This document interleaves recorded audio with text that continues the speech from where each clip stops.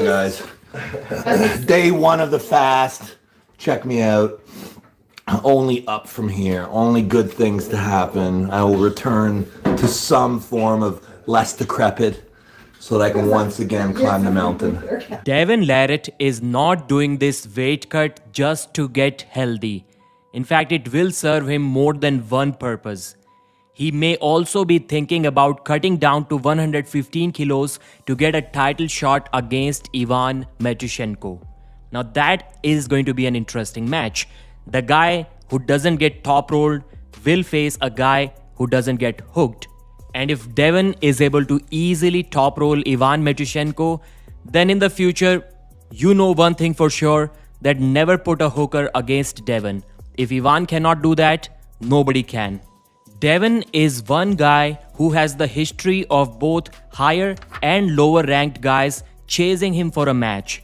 I remember the time when Hermes Gasparini used to ask for a match against Devin almost every single week. Vitaly Laletin was the same too. And now even Levan Saginashvili is desperately asking Devin for a super match, the third one between them, in December this year. But Devin isn't budging.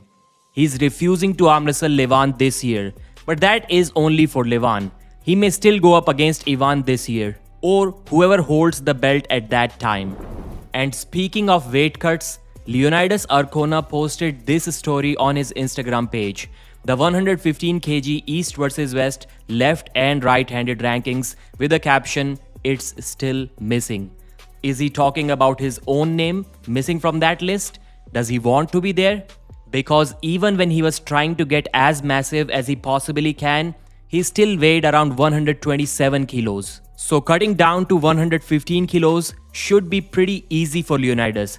And if we look at the lower rankings, Matt Mask, Lachlan Adair, Sandre Shedis, Marcio Barboza, David Arabuli, all of these should be good matches. I mean, I would still have Matt or Sandres, especially these two guys, as favorites against Leonidas, but it won't be completely one-sided matches on both left and right hands. And that again tells you the level that both Leonidas and also Brian Shaw needs to climb if they want to get to the top. Because here we are talking about a guy who just beat Brian Shaw, and he's an underdog against the lowermost ranked guys, not in the super heavyweight division, but in the 115 kg division. That shows how difficult the journey to the top can be for everyone. But Leonidas isn't quitting on arm wrestling or even producing arm wrestling content. He recently posted a sparring footage once again on his Instagram story. And I do remember a comment under one of my videos saying that at least Leonidas Arcona won't quit like Brian Shaw did. I mean, Leonidas literally did that when he lost against Devin. So losses can do this to anyone. Let's briefly talk about the history of the owner of East vs West, Robert Baxter. His parents were both in the army. He was born in 1964. From age 2 to age 8, he lived only with his mother. But when he reunited with his father, it completely changed his life.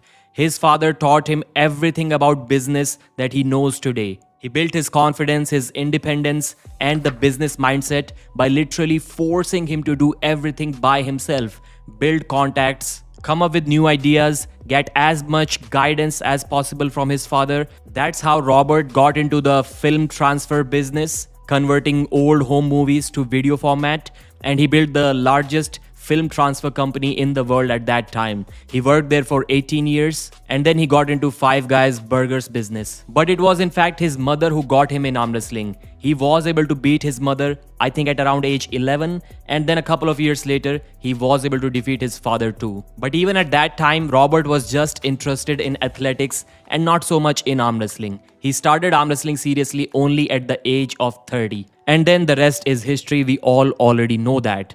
Some East versus West updates.